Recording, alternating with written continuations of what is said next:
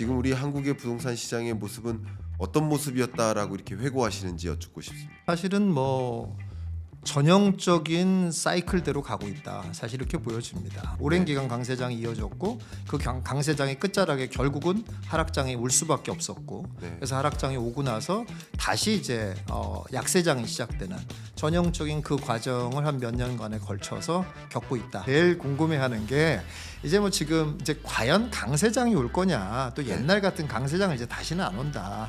대부분 이런 생각을 하거든요. 네. 저는 그러기 때문에 온다고 봐요. 빠르면 한 3년, 늦어도 한 5년 정도 기다리면은 강세장이 오지 않을까. 이제 정말 많은 분들의 관심사, 정말 많은 분들의 걱정, 우려, 그게 바로 초양극화입니다. 솔직히 저도 심각한 상황이다라고 보고 있습니다. 초양극화라는 것을 논할 때마다 오히려 초양극화를 불러올 수도 있다. 일단 취득세 중과를 풀어줘야 돼요. 그러니까 다주택자에 대한 규제를 없애야 됩니다. 왜 압구정동 같은 데가 막 130억, 150억 이렇게 찍냐면은 그 사람이 그거 한 채 갖고 있어요. 그러면 그 사람이 그거 팔아가지고 어디 가냐고요. 생각을 한번 해보세요. 그러니까 무슨 말이냐면 안 팔아요. 매물이 나오질 않는다니까요. 물건은 안 나오고 살려는 사람은 많고 물건을 나고 싶어도 그 사람이 그 한 채 갖고 있는데 그거 팔고 어떻게 할 거냐고요. 그러니 계속 가격이 올라가는 거예요. 여러분 안녕하세요. 2025년 하반기 이 부동산 시장의 향방은 어떻게 될까?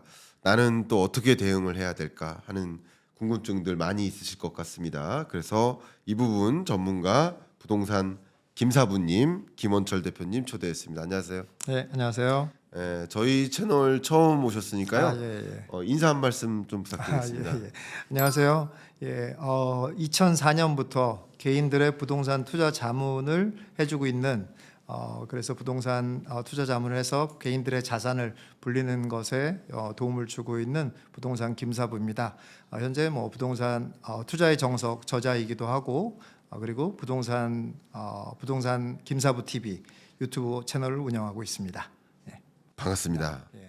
제가 일단 본격적인 질문으로 들어가기 전에 근래 한 1, 2년 동안 혹은 길게 봐서는 3, 4년 동안 이 부동산 시장이 굉장한 그 요동을 쳤지 않았습니까? 그렇죠. 일단 대표님이 보시기에 지금 우리 한국의 부동산 시장의 모습은 어떤 모습이었다라고 이렇게 회고하시는지 여쭙고 싶습니다. 사실은 전형적인 사이클대로 가고 있다. 사실 이렇게 보여집니다. 그러니까 다시 말해서 강세장이 계속 이어졌었고 오랜 기간 강세장이 이어졌고 그 강세장의 끝자락에 결국은 하락장이 올 수밖에 없었고 그래서 하락장이 오고 나서 다시 이제 약세장이 시작되는 전형적인 그 과정을 한 몇 년간에 걸쳐서 겪고 있다. 이렇게 지금 보여집니다. 그렇군요. 그렇게 진단하고 계신데 그러면 제가 이렇게 약간 반문스럽게 질문드려도 될까요? 어쩌면 2020년부터 21년까지의 그 부동산 시장의 상승세는 정말 우리나라에서 그동안 바라보지 못했던 정말 역사적인 폭등장이었다고 평가를 하고 또 그 이면에 22년부터 24년도 중반까지 또 상대적으로 강한 하락장이 야기됐었거든요. 그러면 전형적인 강세장 그리고 전형적인 약세장이라고 일컬어지는 이 사이클에 해당된다라는 그 전형적이라는 표현이 과연 맞는지 하는 의문이 제가 갑자기 딱 들어서 질문 또 드리고 싶습니다. 이제 교수님 말씀은 이제 강도가 너무 강하지 않았냐, 또는 이제 강도가 너무 이제 빠르게 오지 않았냐, 이런 이제 질문을 하신 것 같은데요. 그런 부분들은 당연히 이제 이전과 차이가 있죠, 당연히. 그리고 이제 가장 대표적인 또 차이점이 뭐였냐면은 오히려 하락장이 빨리 끝났다는 게 과거와 굉장히 다른 부분이거든요, 사실. 그런데 제가 말하는 전형적이라는 말의 의미는 뭐냐면 결국 부동산 시장이 이렇게 똑같이 강세장 그리고 결국은 하락장이 오고 약세장 이런 것들이 계속 이어지는 모습이 바뀐 게 하나도 없다라는 말씀을 드리는 측면에서 전형적이라는 말을 썼습니다. 말씀하신 것처럼 이제 우리가 오해가 없도록 하면 상승과 하락을 반복하는 시장인데 역시 지나온 몇 년 동안에도 강한 상승과 강한 하락을 반복했다는 측면에서 그렇죠. 전형적인 사이클이다. 예, 그러니까 강세장이라는 것이 굉장히 오랜 기간 이어져 왔고, 그러니까 네. 굳이 이제 연수를 얘기하자면 2005년부터 2022년까지였거든요. 22년 중반까지였으니까 굉장히 오랜 기간이었잖아요. 2015년부터 시작했으니까 그 강세장이 굉장히 오랜 기간 이어왔고, 그 사이에 중간 중간 당연히 이제 하락장이 있었습니다. 근데 이제 그거는 하락장이라기보다는 일종의 조정이었죠. 네. 사실 그랬는데 2022년 이제 중반부터 이제 본격적인 하락장. 그러니까 다시 말해서 강남이 30% 정도 떨어지는 그런 일들이 벌어졌단 말이죠. 근데 그렇게 강세장, 하락장, 그리고 다시 이제 완만하게 이제 하락장을 마무리하고 이제 조금씩 이제 다시 상승하는 이런 모습을 보인 면에서 굉장히 그런 전형적인 사이클의 모습을 가졌다 이렇게 네. 말씀드린 겁니다. 최근 여러분들이 뭐 함께 살아온 우리가 뭐 부동산 시장을 지켜봐온 그런 것들을 이제 하나의 사이클 범주 안에 있었다라고 이렇게 표현해 주셨고, 그 사이클이라는 게 뭐 정도 면에서는 생각보다 더 강할 수도 있고 또 폭 면에서도 장기간에 걸친 강세장과 약세장이 올 수도 있는데 이번에는 좀 주기도 짧았다 이렇게 표현해 주셨습니다. 그렇죠. 그러면 뭐 본격적으로 이제 전망과 뭐 어떻게 우리가 대응해야 될지를 논하기 전에 이런 전형적인 사이클 상에서 정도와 폭이 기존과는 좀 많이 달랐었던 이유를 어떻게 혹시 보십니까? 일단 가장 큰 이유는요. 네. 무엇보다도 정보의 공유화예요. 네. 그게 가장 큽니다. 네. 사실 제가 이제 2004년부터 부동산 투자 자문을 시작했거든요. 네. 2004년이면 지금으로부터 딱 한 거의 20년 전이잖아요. 근데 그 당시에 이런 직업이라는 것 자체가 없었어요. 사실 부동산 무슨 이렇게 이게 자문을 한다는 직업이라는 것 자체가 없었고, 네. 사실은 부동산에 대한 정보를 안다는 방법이라는 게 그냥 다 부동산 중개업소 가서 아는 방법밖에 없었거든요. 근데 이제 제가 거의 첫 세대 같이 네. 인터넷을 통해서 부동산 정보를 알게 되는 시대였거든요. 예, 그렇게 시작이 된 거였습니다. 근데 이제 그래서 처음 대중들이 부동산 투자라는 거를 대중도 할 수 있는 거구나라는 게 이제 알게 된 시대였거든요. 네. 근데 이제 그런 것이 점점 확대돼서 이제 그 사이 이제 핸드폰이 나오고 그랬지 않습니까? 그래서 정보가 훨씬 더 많이 공유화됐어요. 그래서 이제는 이제 과거처럼 소위 말하는 이제 뭐 실무적인 예를 하나 들자면은 이런 말 들어보셨을 거예요. 시장에 가다 보면 눈먼 물건 있다 뭐 이런 말 있지 않습니까? 예, 그 눈먼 물건이라는 게 뭐냐면 매도자가 좋은지 모르고 싼 값에 던지는 거거든요. 네. 이제 그 중개업자가 이렇게 살살살살이 하는 말에 이제 넘어가가지고 던지거나 이런 물건이 있었거든요. 네. 그래서 이제 그런 물건들을 옛날에는 중개업자들이 본인이 사서 그래서 큰 수익을 내기도 하고 뭐 이런 것들이 많이 있었거든요. 네. 근데 이제 그런 시대가 이제 완전히 없어졌다는 거죠. 왜냐하면 이제 모든 사람들이 자기 집이 얼마 가고 있고 실시간으로 우리 동네 단지에 얼마씩 거래되고 있다는 걸 다 알고 있거든요. 이제. 네. 그러니까 그렇게 정보가 이제 공유화가 되다 보니까 좋은 거, 나쁜 거에 대한 인식들이 굉장히 광범위하게 넓어졌죠. 근데 그러다 보니 이제 그런 두 가지 현상이 벌어지는데, 하나는 뭐냐면 좋은 부동산이 한없이 낮아지는 일이 없어진다.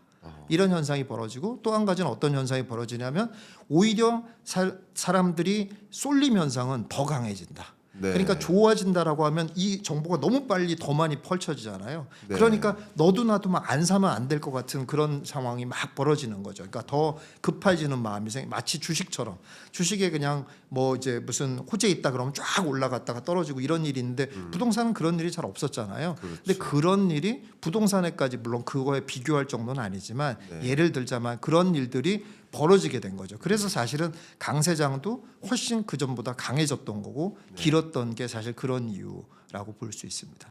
그렇군요. 지금 왜냐면 제가 이렇게 자꾸 꼬치꼬치 여쭤보는 게 어떻게 그동안의 부동산 시장을 보셨는지, 그리고 그 부동산 시장 현상이 나타난 배경이 무엇인지를 진단함으로써 향후 시장을 또 들여다볼 수 있기 때문에 이렇게 계속 딥하게 또 여쭤봤는데, 정보의 공유를 가지고 마치 완전 경쟁 시장이라고 보통 표현하는데 화돼가는 거죠. 그렇죠. 근데 정말 이 시장을 놓고 봐도 아파트와 같은 경우는 더 완전 경쟁 시장화 되는데 그렇죠. 비아파트의 경우에는 덜. 아직은 그렇죠. 그러니까 이게 또 역시 시장의 움직임이 달리 움직이죠.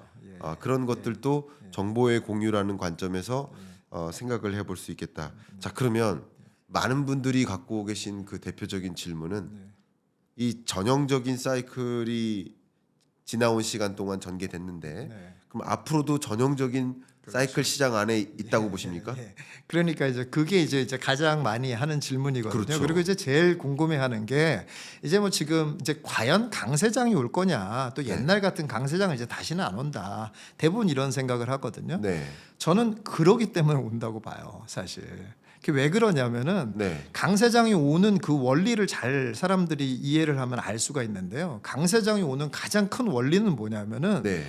대중들의 불신이에요. 그러니까 대중들의 불신이라기보다 대중들의 부정적인 의견이에요. 네. 그게 가장 중요해요, 사실은.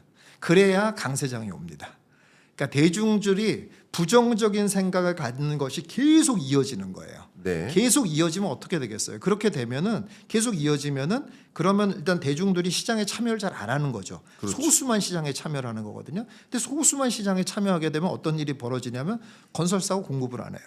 네. 대중이 참여를 안 하잖아요. 그런데 뭐 공급하면 잘 팔리지를 않으니까 공급을 안 합니다. 네. 그런데 공급을 안 해도 대중들이 불편함을 안 느껴요. 왜냐? 일단 부정적이니까. 그렇죠. 예, 그러니까 그렇게 되거든요. 그런 상황이 계속 이어지면 이제 어느 순간에 오면은 그게 이제 에너지로 응축이 되는 상황이 돼 버리기 때문에 폭등으로 이제 연결이 되는 거죠.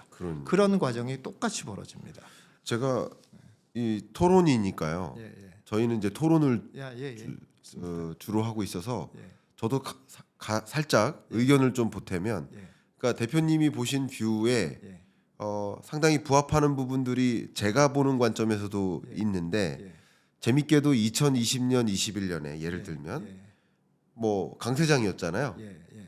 그러니까 그제서 부랴부랴 많은 건설사들이 예. 공급을 하기 위해 움직입니다. 네. 인허가부터 받는 거죠. 그렇죠. 예. 근데 인허가 받은 물량이 실제 공급으로 이어지는 시점이 예. 2022년 3년이에요. 아, 예. 그죠? 그렇죠. 그러니까 20년, 21년에 강세장이었을 때 건설사들이 대거 공급을 준비해요. 예. 그때는 과소 공급이어서 가격이 올랐다라고 가정한다면 예. 22년부터는 이제 과잉 공급이 돼 버리는 거예요. 왜냐하면 예. 시장의 가격 상승의 움직임과 네. 그것에 따라서 움직이는 건설사들의 행보가 예. 이게 시간적 격차가 있는 거죠. 그렇죠. 근데 또 재밌게도 예. 22년, 23년 동안 조정장이 왔을 때 그렇죠. 예. 그때 부동산 경기가 완전히 위축되고 금리는 금리대로 올라가고 그렇죠. 건설사들이 이제 건설 공급을 멈춰요. 그렇죠. 그러니까 멈추다 보니까 이제 2025년, 6년 정도가 되면 네. 또 과잉 공급이었다가 이제 예. 과소 공급 부족. 공급이 또 예. 오는 게 공급 아니냐, 부족이죠. 그런 수요가 기반이 된다면 예. 그런 수요 공급 측면에서 사이클로 설명을 해주시는 것 같아요. 예, 그렇죠. 제가 느낀 것은. 예, 그렇긴 한데 그런 수요 공급을 이제 만들어내는 유발 요인이 네. 결정적인 유발 요인이 뭐냐면 결국 대중들의 부정적인 의견 때문에 그래요. 부정적인 시각 때문에 그런 건데요.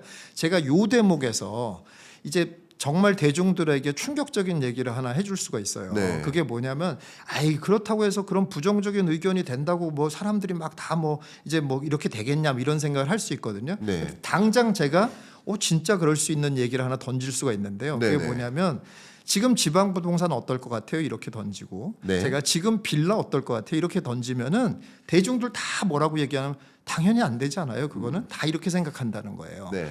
그러니까 빌라나 저는 이제 그래서 오해를 막기 위해서 또 먼저 얘기를 하면 빌라나 무슨 지방 부동산이 이제부터 막 좋아진다라는 얘기를 하는 게 아니에요. 아닌데 이렇게 부정적인 생각을 갖고 있는 것들이 앞으로 더 부정적인 생각들을 갖게 되거든요. 사람들이 네. 계속. 그러면 정부는 어떤 일을 하게 되냐면 빌라와 지방 부동산을 그렇다고 해서 완전히 없애거나 망하게 할 수는 없어요. 그렇잖아요. 그럼 어떤 특단의 대책을 세우게 됩니다. 결국은. 근데 그 대책이라는 게 결국은 혜택이거든요. 예. 근데 그 혜택을 줘도 너무 부정적인 인식을 갖고 있는 대중들은 그 혜택을 잡을 생각을 못 합니다. 혜택이라고 생각 안 하고 부정적이니까. 네. 그러면 그 혜택들이 쌓여요, 이제 점점. 왜냐하면 정부 입장에서는 혜택을 줬는데도 시장이 움직이질 않는단 말이에요. 그럼 더 혜택을 줘야 돼요.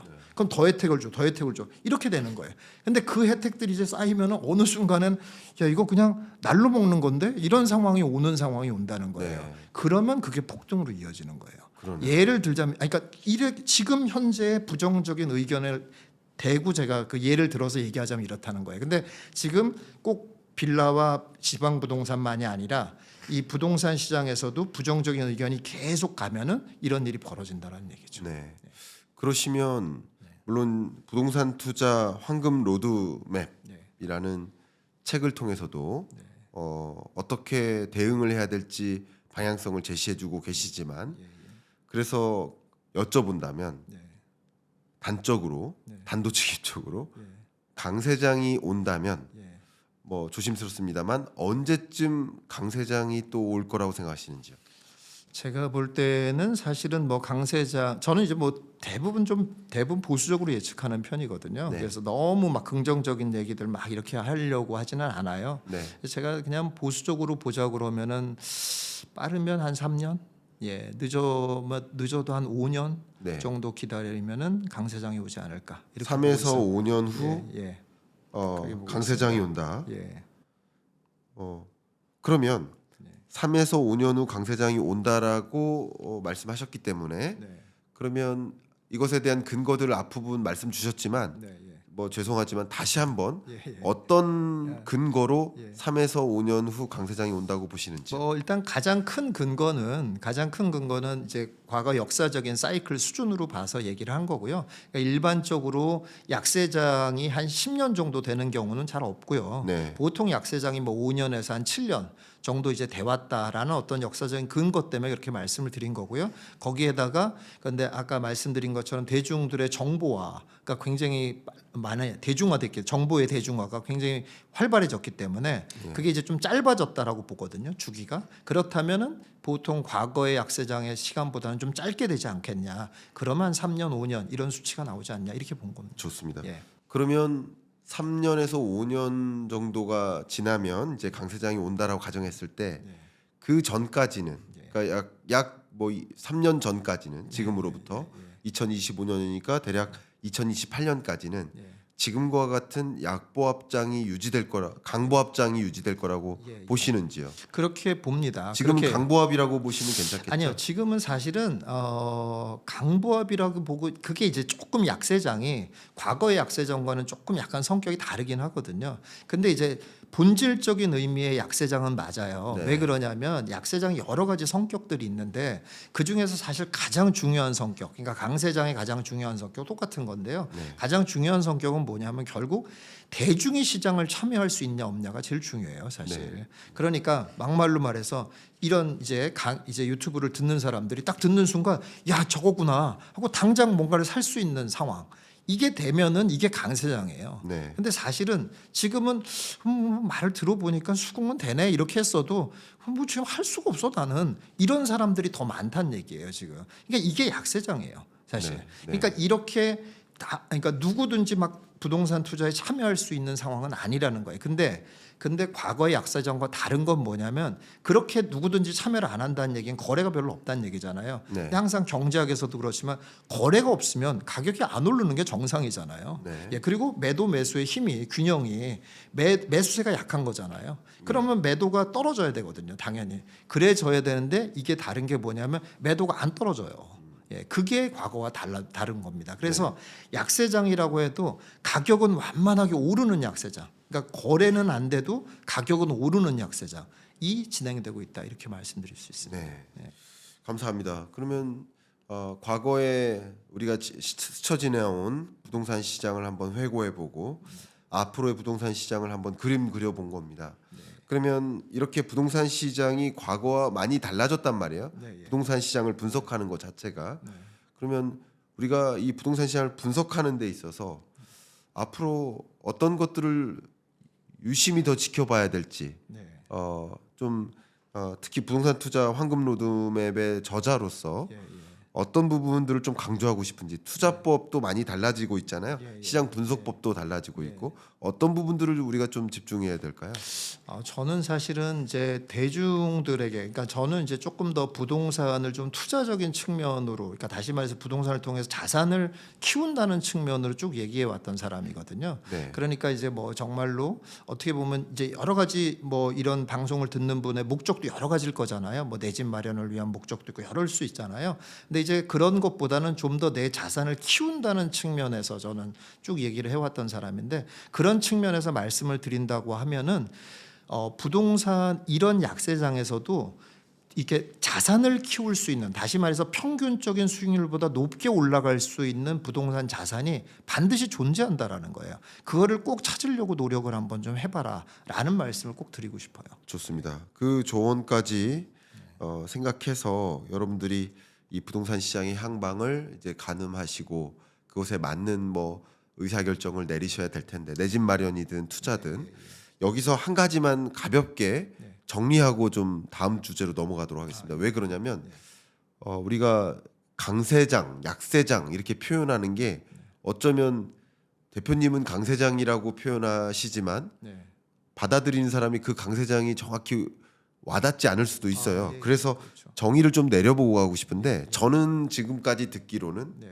강세장이라 하면 어쨌든 가격이 상승하는 장, 전국 평균 아파트 가격이 상승하는 장, 그렇죠. 그리고 전국 평균 아파트 가격이 하락하는 장을 약세장, 요 정도로 생각을 했는데 그게 아니실 것 같아서. 그건 조금 아닐 것 그럼 같아요. 어떻게 정리하시는지. 일단 왜냐면 언어가 공유가 돼야 됩니다. 일단 기본적으로 가장 중요한 핵심적인 거는, 그러니까 쉽게는 가격이 오르냐 그렇죠. 내리냐, 그리고 이제 약세장은 완만하게 이제 약보합 또는 강보합으로 가는 걸 이제 약세장이라고 하는 거는 맞는데요. 거기에 이제 중요한 거는 대중이 참여할 수 있는 시장이냐 못 참여하는 시장이냐. 그러니까 너도 나도 대중이 다 참여할 수 있는 시장은 강세장.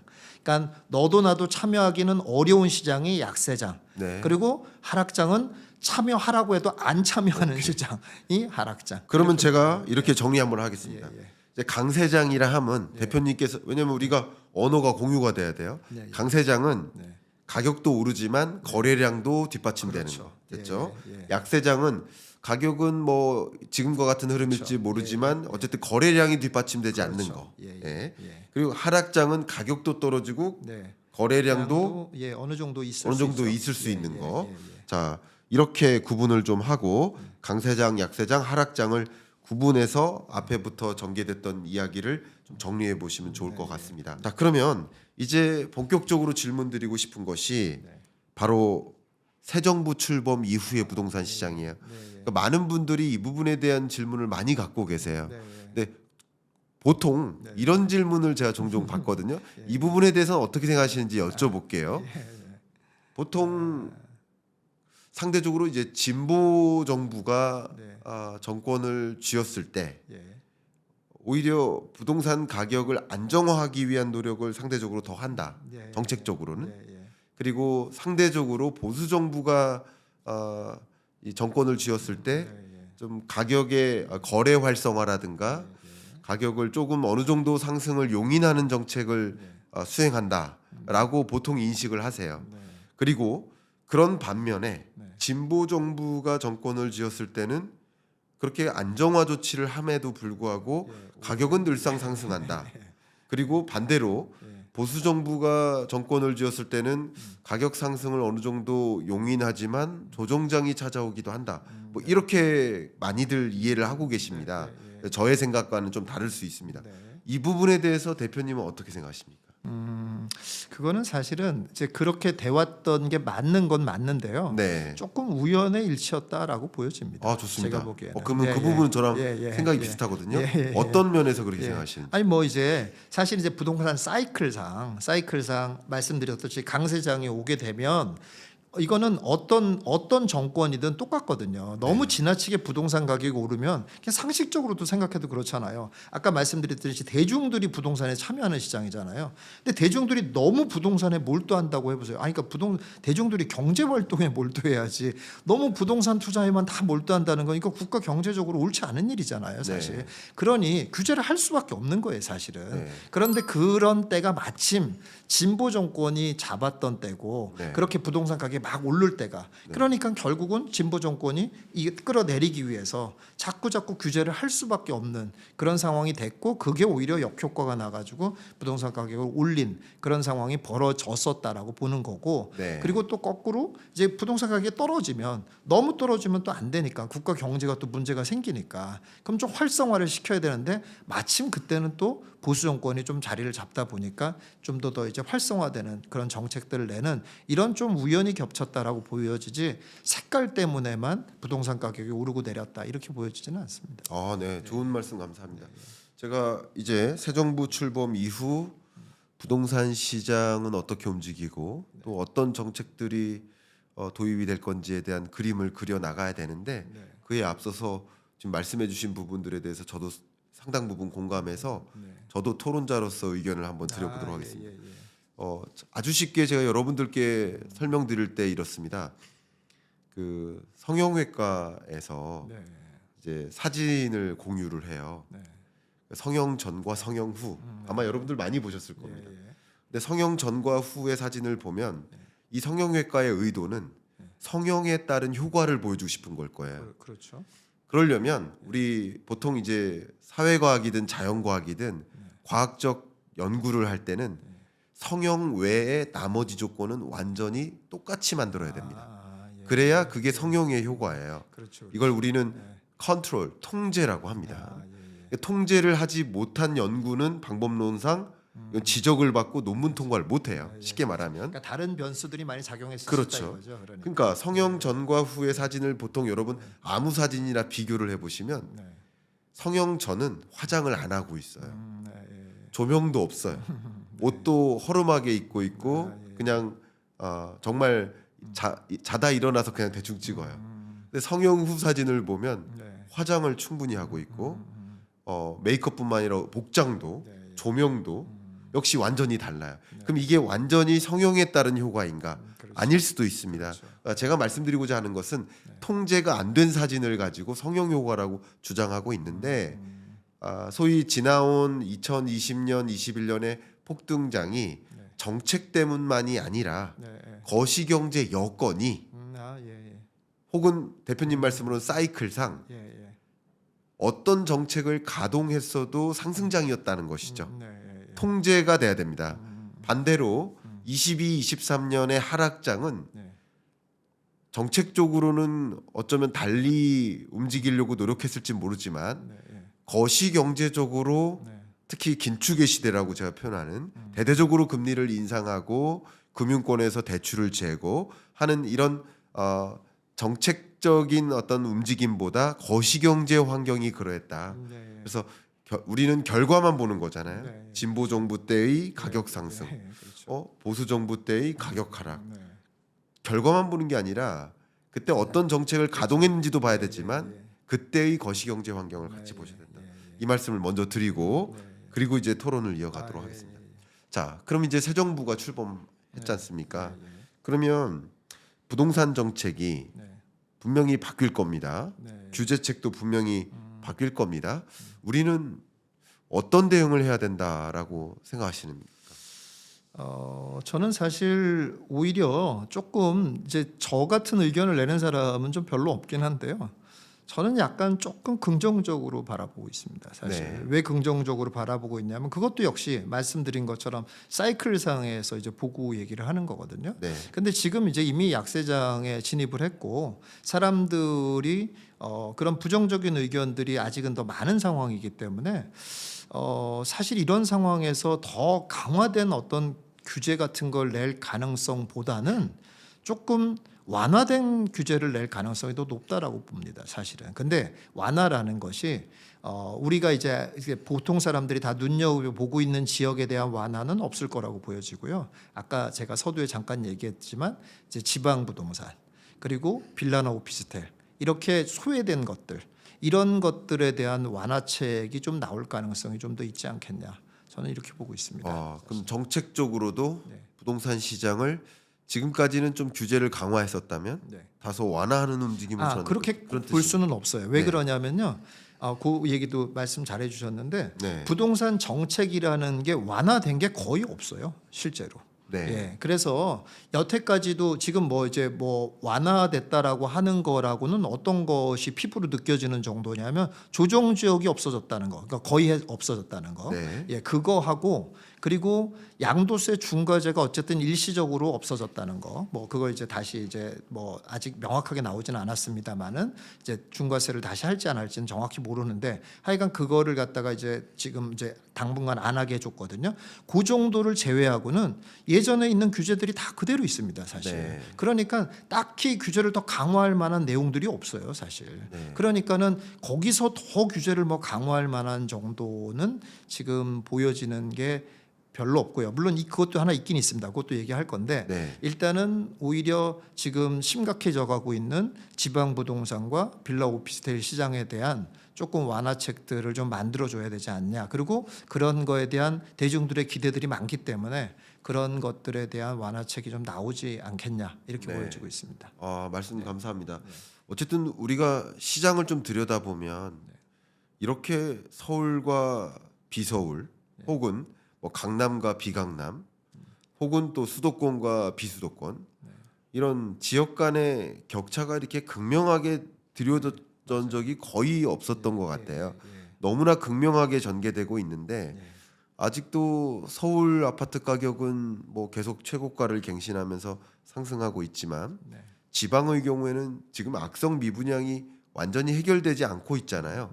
그렇기 때문에 정부는 이런 지방 부동산의 악성 미분양 해결이나 지방 부동산의 뭐 예를 들면 너무 과도한 가격 하락이라든가 이것으로 인해 야기되는 또 다른 문제들이 또 있기 때문에 그 부분을 좀 신경 쓰기 위해 규제책을 좀 달리해 나갈 것이다라고 전망하시는 거죠. 예, 그렇습니다. 네. 그런데 이제 그것도 또 제가 좀 서두에도 말씀드린 것처럼 한 방에 뭐 화끈한 정책을 한다기보다는 네. 결국 또 정부 입장에서도 시장의 그 반응을 봐야 되잖아요. 혹시라도 잘못해가지고 막 또 거품이 일어나게 되거나 이러면 또 안 되니까 조금씩 보면서 시장 반응을 자꾸 지켜볼 수밖에 없거든요. 네. 그래서 조금 풀어주고 시장 한번 보고 조금 풀어주고 시장 한번 보고 이런 과정들이 계속 일어날 가능성이 좀 있지 않겠냐 이렇게 보고 있습니다. 그렇군요. 이게 시장의 이제 사이클을 그릴 때 이제 금융권 관점에서도 저도 좀 많이 보고 있는데 재밌는 게 예를 들면 부동산 PF발 금융부실 문제가 커졌었잖아요.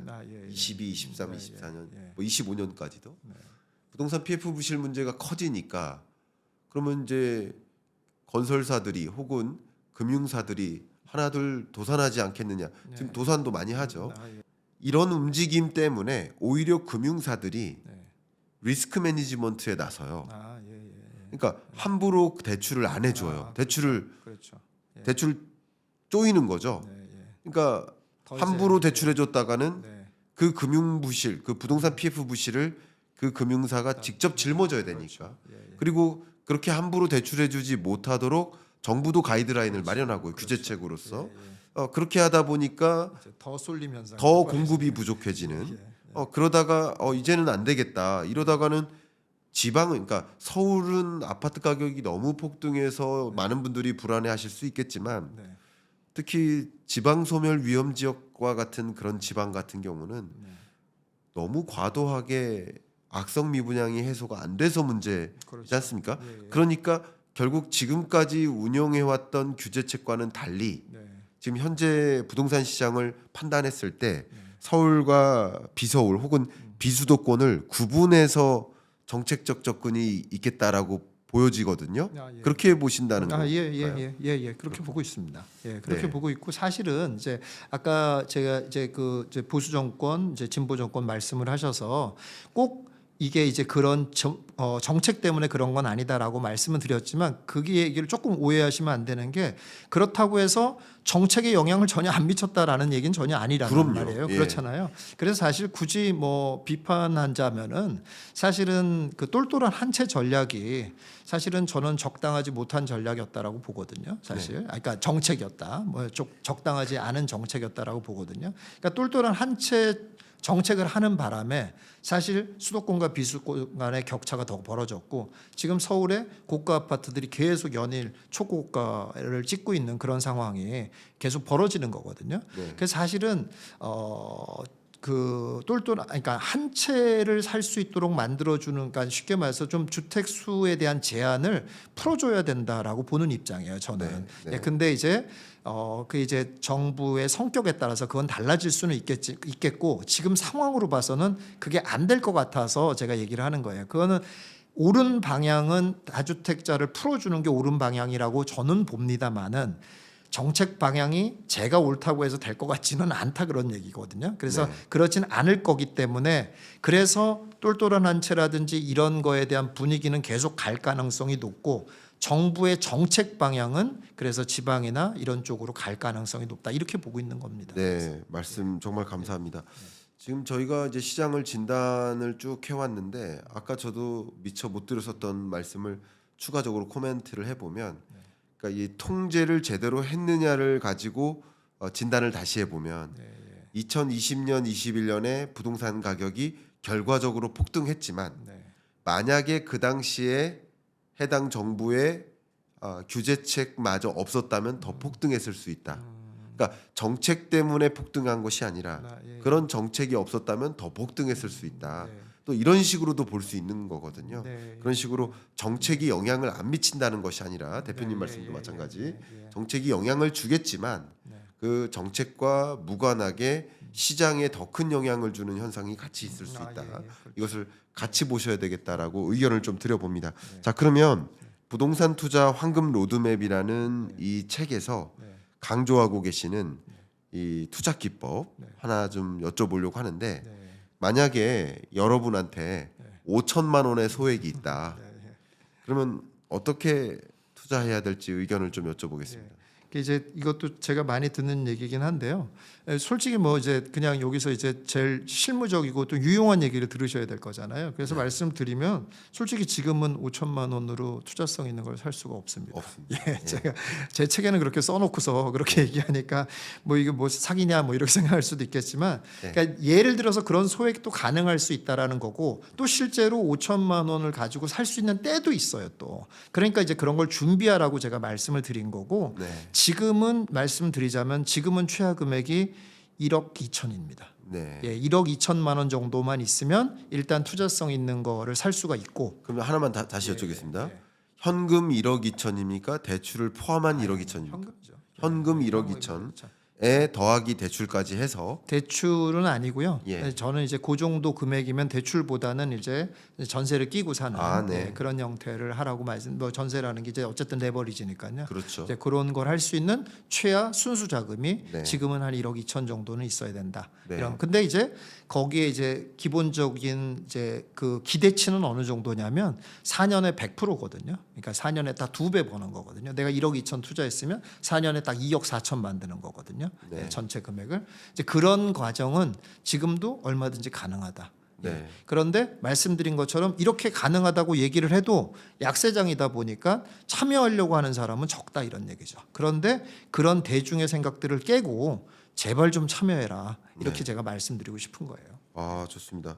그러면 대표님께서 이 책에서 강조하고 계시는 부동산 사이클링 기법 이 부분 좀 소개해 주신다면요. 예, 그 뭐 간단하게만 말씀드리면은 결국은 비과세 전략을 활용하는 건데요. 일시적 1가구 2주택 비과세 전략을 활용하는 거거든요. 그래서 그냥 비과세라고 하면 내가 갖고 있다 한 채 갖고 있다 한 채 팔면 비과세잖아요. 근데 한 채 갖고 2년 있다가 한 채를 사게 되면 그러니까 원래는 이제 1년 있다 1, 2, 3 법칙이라고 하는데 1년 있다 사고 그러니까 2년 보유하고 새로 산지 그러니까 이전의 아파트를 3년 내에 팔면은 비과세. 이게 일시적 1가구 주택 1, 2, 3 법칙이라고 하는 거거든요. 근데 요거를 조금 이제 제가 말하는 거를 좀 바꿔서 하자면은 하나 사고 2년 있다 하나 사고 그리고 2년이 지나면 처음 산 게 이제 4년이 되잖아요. 그렇게 해서 4년째 이 처음 산 아파트를 A라고 하면 그 A라는 아파트를 팔면 얘가 100% 수익을 내잖아요. 그리고 세금을 안 내니까 모조리 수익이 되잖아요. 그리고 사는 걸 판 다음에 바로 새로운 이제 A, B를 샀으니까 새로운 C라는 아파트를 또 사는 거죠. 그러면은 그 아파트 그리고 나서 얘를 두 번째 산 B라는 아파트를 또 4년이 지나서 팔게 되면 그러니까 1, 2, 3 그러니까 번호로 치자면 1, 2, 3, 4번을 계속 보통은 두 채를 보유하고 있는 꼴이 되는 거고 계속 이 두 채를 2년에 한 번씩 팔아가면서 계속 비과세를 만들어내는 거예요. 네. 예, 그런 전략입니다. 그렇군요. 일단은. 예. 여러분 아마 전략을 더 명확하게 들여다보고자 하시는 분은 부동산 투자 황금 로드법을 좀 참조할 수 있지 않을까 생각이고, 큰 틀에서 어떤 식으로 접근을 하는 것이 맞을지는 충분히 설명이 된 것 같습니다. 그러면 여기서 많은 분들께 좀 궁금한, 물론 책에 많이 담겨 있겠지만, 그러면 그 투자 기법을 활용해서 유망한 부동산을 잡아야 될 거 아닙니까? 투자자 관점에서. 그러면 그 수익성을 체크를 해야 되는데, 그 유망 부동산의 수익성 체크, 어떤 것들을 고려해야 될지 말씀 부탁드리겠습니다. 네, 기본적으로는 이제 좋은 부동산을 고르는 방법들이 많이 나와 있잖아요. 뭐 이제 뭐 대단지 뭐 이런 것들 많이 나와 있고, 뭐 학군 뭐 이런 얘기들 많이 나와 있고 하는데, 저는 정확하게 크게 이제 네 가지가 가장 중요하다고 생각해요. 첫째는 강남과의 접근성, 네. 예, 거리, 예. 그리고 역세권이냐 역세권이 아니냐, 예, 역세권이냐 역세권이 아니냐가 아니라 역세권이냐 준역세권이냐, 네. 예, 그리고 신축이냐 준신축이냐, 그리고 마지막으로는 전세 비율을 어느 정도 갖고 있느냐. 왜냐하면 전세 비율이라는 건 어떤 의미냐면 이게 가격이 비싸냐 안 비싸냐 하는 거거든요. 예를 들어 강남이 좋은 주 다 알잖아요. 누가 몰라요. 그런데 강남에 그렇다고 해서 뭐 자금이 된다고 해서 들어간다고 무조건 돈을 버는 게 아니거든요. 비싸게 사면은 별로 수익률이 좋지 않을 거잖아요. 근데 그게 비싸냐 싸냐를 알아볼 수 있는 제일 좋은 방법이 전세 비율이거든요. 네. 그러니까 이 네 가지의 잣대를 가지고서 보면 굉장히 투자성 있는 것들을 찾기가 매우 쉽다. 예, 네. 이렇게 말씀드릴 수 있을 것 같습니다. 네, 말씀 감사합니다. 물론 앞에서도 말씀 주셨던 것처럼 이 정권이 바뀌고 새 정부가 출범이 되고 그러면 다양한 규제책이나 이런 것들이 분명 변화가 있을 텐데 그 변화를 좀 지켜보셔야 될 것이고, 역시 그 규제책과 정책도 시장에 영향을 미치겠지만 그 정책을 넘어서 부동산 시장에 어떤 사이클이 있기 때문에 그 사이클을 고려했을 때 여러분들은 이런 식의 내 집 마련이나 투자 접근 하실 수 있겠다라는 조언을 주신 겁니다. 네, 해당 부분 여러분 참조하시는데 도움이 되길 바라겠습니다.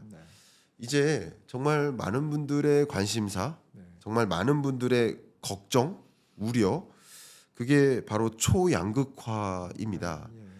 부동산 시장의 초양극화 현상. 이걸 대표님도 계속 지켜보셨겠지만 어떻게 보셨습니까? 좀 뭐 솔직히 저도 심각한 상황이다라고 보고 있습니다, 사실. 예, 그래서 뭐 이제 좀 역시 이 부분도 제가 정부가 좀 손을 댈 상황이 되지 않았나 이렇게 보여집니다, 사실. 네. 그래서 제가 이제 뭐 제 유튜브에서도 많이 얘기를 합니다만은 똘똘한 한 채가 위험하다는 얘기를 많이 하거든요. 네. 근데 그게 위험하다라는 얘기는 똘똘한 한 채가 이제 갑자기 무너진다는 뜻이 아니라 똘똘한 한 채를 무리하게 사는 사람들은 굉장히 위험할 수 있다라고 얘기를 하는 거거든요. 근데 실제로 뭔가를 하려고 하는 사람, 부동산을 살려고 하는 사람들은 대부분 무리예요. 대부분 본인의 여력대로 여력에 적당한 거를 살려고 생각하지 않고, 그러니까 본인의 여력에도 적당하고 투자성도 있는 걸 사는 게 진짜 가장 베스트인데, 그렇게 하지 않고 항상 무리한 선택을 하거든요. 뭐 어떻게 해서든지 하여간 끌어들이는 이런 선택, 이제 이런 형태의 선택을 하게 되는데, 그런 사람들에게는 좀 충격의 가능성이 좀 있겠다 이렇게 보여집니다. 그럼 왜 그러냐면 정부가 초고가 주택에 대해서는 세금을 높일 가능성이 높지 않겠냐, 저는 이렇게 보고 있습니다. 그런 관점에서 네. 오히려 그런 대응도 고민을 해야 되겠다. 제가 엊그저께 한 포럼에 다녀왔는데요. 네. 그 포럼의 대주제가 이 부동산 시장의 초양극화, 네. 이 그러니까 그냥 양극화도 아니고 초양극화라고 이름했고, 이 초양극화의 해법, 이게 대주제였습니다. 여러분 언론에 검색해 보셔도 그게 나올 텐데, 그 토론회에 토론자로 참석을 해서 2시간 동안 이제 심층 뭐 정치 여야 다 오시고 이렇게 하셨는데, 그 토론이 끝날 때쯤에 제가 토론적 의견을 드렸습니다.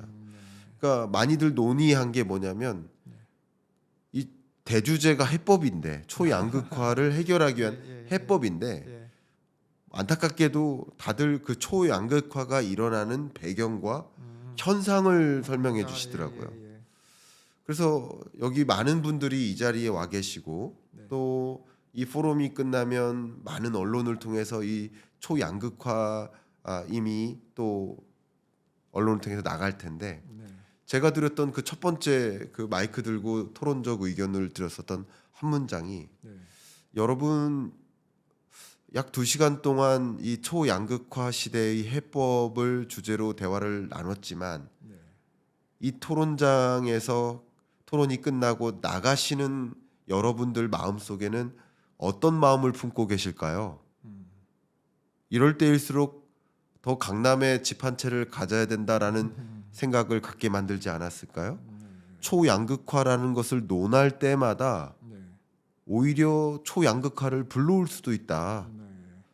그 해법을 찾는 데는 초양극화 현상의 문제점을 제대로 정의 내리고 그리고 어떻게 해법을 찾을지에 대한 대안들을 마련해야 된다라고 저 말씀을 시작했어요. 네. 그러니까 가끔 좀 제가 안타까운 것이 네. 이 많은 분들이 이 초양극화가 벌어지고 있는 현상에 대해서는 거의 공감하세요. 네. 예, 그렇죠. 공감하는데 나는 밑으로 가는 양극화가 아니라 네. 위로 가는 양극화의 대상이 되고 싶다 하는 마음이 그렇죠. 대부분 갖고 계실 겁니다. 네. 예. 근데 또 한켠에 네. 그렇게 부의 쏠림이 이어지고 양극화가 나타나고 또 막대한 자본금이 우리나라는 유독 부동산으로 쏠리고 네. 예. 이게 결국 우리나라의 경제 성장을 이루어 나가는 그런 뭐 R&D나 미래 산업이나 미래 기술 쪽으로는 돈의 유입이 덜 가는 그런 악순환을 야기하는 게 아닌가 하는 네. 굉장히 아쉽고 그러니까 국가 경제를 생각하면 네. 안타까움이고 네. 해법을 논하고 싶지만 네. 또 개인 가계 경제를 생각하면 네. 그것에 대한 대응 전략으로서 재테크와 자산 관리를 생각하게 되는 네. 이 딜레마에 빠져 있는 네. 예. 상황이라고 생각합니다. 네. 혹시 대표님은 이런 딜레마를 어떻게 보고 계십니까? 저는 뭐 그래서 그 해법이 그래서 나왔나요? 거기서요? 해법이 나왔나요? 해법에 대한 논의를 저도 하나 네. 정도는 했습니다만 저는 해법이 물론 이제 저의 얘기에도 사실은 이제 디테일이 많이 따라와야 되겠지만 네. 저는 가장 확실한 해법이라고 볼 수 있는 것이 일단 취득세 중과를 풀어줘야 돼요. 네. 예, 그러니까 다주택자에 대한 규제를 없애야 됩니다. 그렇게 다주택자에 대한 규제가 있으면서 추후 양극화가 벌어진 거거든요. 네. 근데 언뜻 생각하면 다주택자 규제를 풀어주면 그러면 야 부자들이 이것도 사고 저것도 사고 그래서 더 막 폭등이 되는 거 아니냐 이렇게 생각하지만 절대 그렇지 않습니다. 그렇기 때문에 그러니까 잘 생각해 보면은 왜 그 취득세 중과라는 것이 그러니까 더 양극화를 만들 수밖에 없냐면은 이런 상황이거든요. 지금 그러니까 실물을 좀 이해해야 되는데요. 네. 왜 압구정동 같은 데가 막 130억, 150억 이렇게 찍냐면은 그 사람이 그거 한 채 갖고 있어요. 보통은. 네. 대부분 그러면 그 사람이 그거 팔아가지고 어디 가냐고요. 생각을 한번 해보세요. 그러니까 무슨 말이냐면 네. 안 팔아요. 팔 수가. 그러니까 다시 말해서 매물이 나오질 않는다니까요. 매물이 나오질 않고 사람들은 돈만 있으면 압구정동 가고 싶어, 반포 가고 싶어, 뭐 한남 가고 싶어 이렇게 한단 말이에요. 그러니까는 물건은 안 나오고 살려는 사람은 많고 물건을 나고 싶어도 그 사람이 그 한 채 갖고 있는데 그거 팔고 어떻게 할 거냐고요. 그러니까 안 된다니까요. 그래서 일단 다주택자를 과감하게 풀어줘야 돼요. 네. 그래서 그렇게 되면 또 생각을 해요. 지방도 생각해 보세요. 지방에 내가 돈을 좀 갖고 있는 사람이에요. 그런데 지방에 뭐 한 채 샀어요. 그러면 다른 거 살려면 중과를 받아요. 강남에 아파트 살려면. 그러면 사겠냐고요. 안 사요. 그리고 그걸 안 사고 뭐 강남에 있는 거 한 채 이렇게 살려고 한단 말이에요. 그러니 계속 가격이 올라가는 거예요. 그래서 다주택자에 대한 규제를 풀어줘야 됩니다. 일단 기본적으로. 그게 물론 거기에서 이제 제가 디테일이 따라와야 된다라고 얘기하는 거는 거기서 이제 그러는 과정에서 그러면은 뭐 이제 예전처럼 뭐 그럼 막 갭으로 막 100채씩 사고 이러는 건 어떻게 막을 거냐 뭐라든지 이런 문제들이 있어요. 근데 이제 그런 문제들은 조금 더 정책적으로 연구를 좀 해야 되는데 일단 기본적인 큰 방향은 다주택자를 규제하는 것 자체가 잘못됐다. 그거를 풀어줘야지 내가 이걸 팔아가지고 좀 예를 들어서 좀 작은 규모의 집을 살고 또 하나는 뭐 임대용으로 쓴다든지 이런 식의 전략을 생각할 수 있도록 여지를 만들어줘야 되는데 이거 하나 팔면 내 집이 아무것도 없는데 어떻게 하란 말이에요. 이런 규제를 가져가서는 절대 안 된다 이겁니다. 아, 네. 대표님을 그 토론 자리에 초대해서 말씀을 좀 들었어야 되는 것 같습니다. 어쨌든 부동산 초양극화가 계속 전개될 수밖에 없기 때문에 이대로는 전개될 수밖에 없기 때문에 뭔가의 제도적 장치가 바뀌어야 된다. 특히 세제 측면을 말씀드렸어요. 말씀 주셨으니까 저도 그 토론장에서 말씀드렸던 안건을 하나 말씀드리겠습니다. 이게 지금 부동산 양극화를 논하지만 경제학계에서는 먼저 소득 양극화를 논의를 많이 했었어요. 근데 그 소득 양극화의 문제를 잠깐 생각해 보면 뭐가 문제냐를 정의해야 돼요. 재밌게도 소득 양극화의 문제가 고소득층과 저소득층 간의 평균 소득이 격차가 벌어지는 게 문제일까? 아니면 고소득층의 소득이 증가하는 것은 문제가 아니고 저소득층이 그냥 생활을 유지하기 어려울 수준, 필수적인 소비 지출을 하기 어려울 수준으로 소득이 감소하는 게 문제인가? 그러니까 두 가지예요. 그러니까 절대적 빈곤과 상대적 빈곤의 개념인데 상대적 빈곤은 어쩔 수 없다면 절대적 빈곤 문제를 해결하는 데 집중을 하자라는 논의가 있었기도 했어요. 마치 이런 것처럼 이 초양극화의 문제를 어떻게 정의하냐부터 저는 제안했어요. 이 문제를 서울과 뭐 비수도권 간의 격차가 벌어지는 게 문제인 건지 아니면 서울이 올라가는 건 어쩔 수 없다면 지방에서 집값이 이렇게 급격히 계속 떨어지는 현상을 막고자 하는, 왜냐하면 지방 집값이 떨어지니까 더 보유하지 않고 더 떨어지고 악성 미분양 생기고 악순환이니까. 그러니까 결국 이제 절대적 빈곤과 상대적 빈곤의 개념처럼 부동산 시장에도 수도권 가격은 그대로 두고 지방 부동산 가격을 올리는 데 집중할 것인지 그 문제를 정의를 자시하자. 왜 이 문제 정의부터 안 돼 있느냐라는 지적을 한 가지 했고, 한 가지 그동안의 이 양극화 문제를 해결하기 위한 정책적 접근, 말씀하신 건 세제적 접근이에요. 정책적 접근으로 많이 왔었던 게 수도권에 있는 공공기관 성격의 기관들을 공사나 공공기관이나 한국전력이 대표적인 예죠. 이걸 지방 이전하는 방식으로 풀이를 해왔어요. 그러면 지방에 일자리가 생기지 않겠느냐? 그 맞아요. 근데 절대적 빈곤이라는 관점에서 해결책이 되지만 재밌게도 수도권에 있는 주요 공공기관들을 지방으로 이전하는 방식으로의 양극화 문제 해결은 오히려 양극화를 더 벌려놓는다. 왜냐하면 가장 극단적인 예가 한국전력공사인데 한전 삼성동에 있던 자리에서 나주로 이동했잖아요. 그럼 나주의 일자리와 뭐 절대적 빈곤을 해결하는 방식의 부동산 시장 접근은 가능하지만 서울에는 그 삼성동에는 한전 부지가 첨단 도시로 바뀌는 거죠. 그러면 가격 격차는 더 벌어지죠. 그러니까 결국 양극화의 문제를 해결한다면 문제를 어디에 둘 것인가가 우선시 돼야 되고, 만약에 양극화 격차가 벌어진다, 집값의 격차 혹은 부동산 시장의 격차가 더 벌어지는 것 자체가 문제라고 생각했다면 지금까지 해왔던 수도권의 무언가를 지방으로 이전하는 방식으로는 한계가 있다. 오히려 수도권은 그대로 두고 지방에 새로운 부가가치를 만들어야 된다. 해외로부터의 거점 도시를 만들어서 해외로부터 많은 기업들을 유치하는, 그러니까 없던 것을 더 추가적으로 만들어야 되지 서울에 있는 것을 옮기는 과정에서는 더 격차가 벌어질 수 있다. 뭐 이런 제 비판적 의견도 좀 드렸거든요. 오늘 뭐 시간이 많다면 더 말씀드리겠지만 이렇게 초양극화가 전개되어 왔고 양극화를 막기 위한 어떤 대응책들을 고민을 해야 되는 상황인 것 맞습니다. 그리고 정책적으로 그런 고민을 해야 되면은 틀림이 없습니다. 그러나 또 가게는 가게대로 대응을 해야 되니까 그 부분을 이제 또 대표님께 여쭤보도록 하겠습니다. 이 초양극화 현상 속에 우리 개인은 우리 부동산 투자 황금 로드맵 이란 책을 통해서 제시를 하셨지만 어떻게 해야 되겠습니까? 어떻게 대응하는 게 맞겠습니까? 그러니까는 어쩔 수가 없어요. 지금 제가 이제 말씀드린 것처럼 이제 저는 이제 거기서 조금만 더 추가로 말씀드리면 이왕 얘기했으니까 간단하게만 더 얘기하면 그러니까 다주택자를 풀어줘야 된다라는 게 저의 의견이고, 또 한 가지는 빌라 오피스텔도 풀어주는 방법들이 있거든요. 근데 지금 너무 이게 자꾸 부동산을 희소하게 만드는 그러니까 정책을 자꾸 쓰고 있는 거거든요. 그러다 보니 자꾸 전세값도 올라가고, 예전에는 빌라 오피스텔들이 어느 정도 전세를 커버해 줬었는데 그걸 못 커버해 주는 그런 상황으로 자꾸 만들어 가니까, 그러니까 이제 자꾸 더 올라가는 거거든요. 그러니까 그런 거를, 아니 그러면은 빌라와 오피스텔을 아예 만들지 않고 이제 하는 거를 완전히 정하든지 그런 것도 아니잖아요. 그리고 충분히 그것이 어느 정도 역할을 해왔단 말이에요. 주거 시절에. 그러면은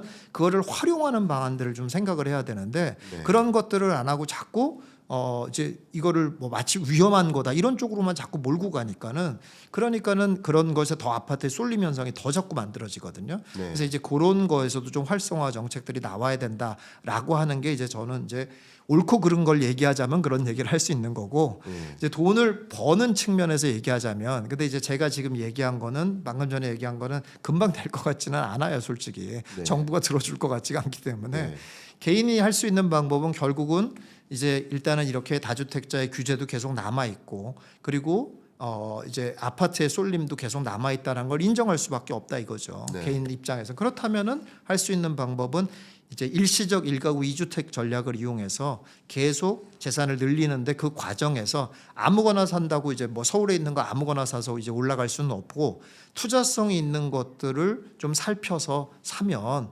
2배 이제 계속 이제 4년에 2배 정도씩을 계속 올릴 수 있는 그런 전략이 만들어진다 이런 얘기죠. 근데 그렇게 하다 보면 또 사이클이 한번 오게 되거든요. 강세장이 온다고 그랬잖아요. 그렇게 오게 되면 이제 4년에 2배가 아니라 4년에 3배, 뭐 2년에 2배, 뭐 이런 일들이 벌어지거든요. 그렇게 되면 이제 자산을 확 늘릴 수 있는 방법이 있는데, 이렇게 대중들이 참여 안 할 때 좀 눈을 떠야 된다라는 얘기를 계속 강조해서 말씀드리고 싶습니다. 말씀 감사합니다.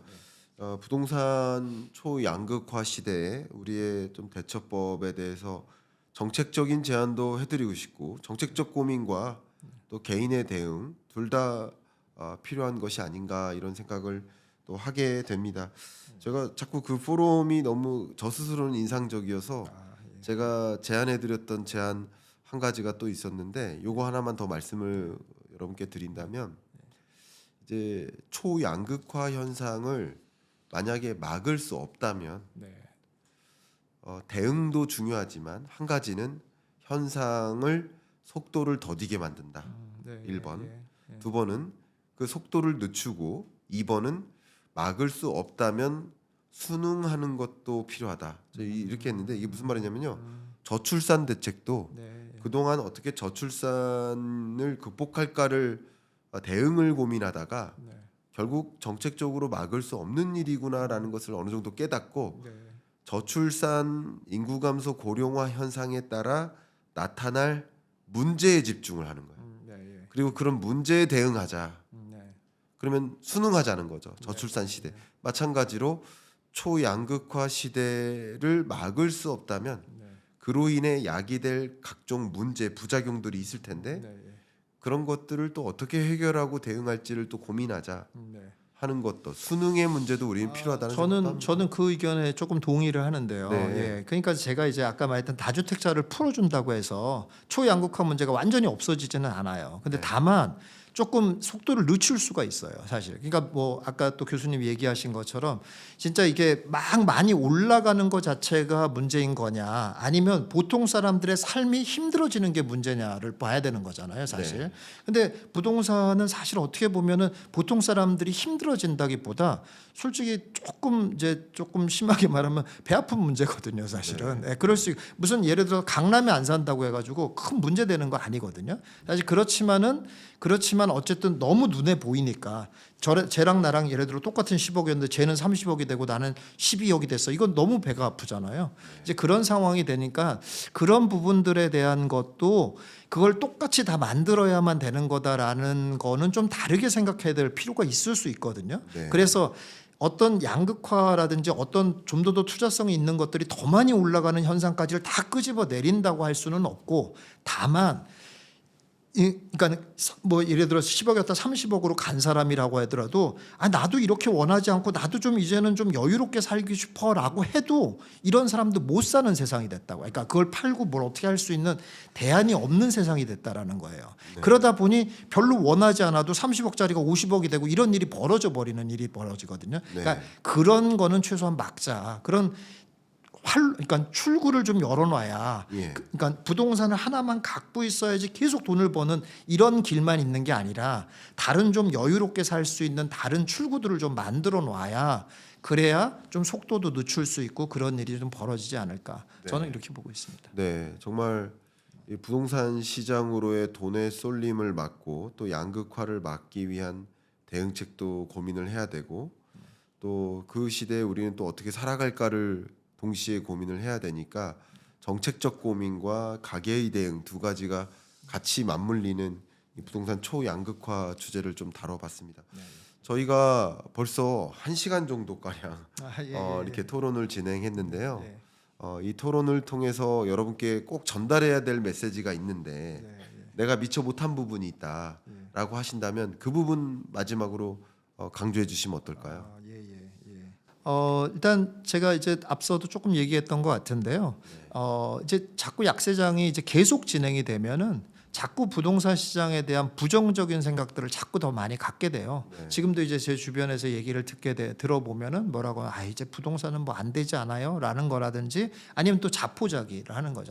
내 돈 가지고 뭘 할 수 있겠어요. 그러니까 옛날에 강세장 같은 경우는 어떻게 해서든지 막 방법을 찾아내거든요. 네. 또 그러고 보면 방법이 있어요. 또 근데 이제 너무 무리한 방법이 있는가 하면 적극적인 방법이랑 약간 다르잖아요, 말이. 근데 적극적인 방법으로 재테크를 하고 재산을 불릴 수 있는 방법들이 있거든요. 네. 근데 문제는 이렇게 약세장이 되고 아주 특별한 사람들만 돈 버는 시장 같아 보이는 이런 때는 대중들이 자꾸 포기한다는 거예요.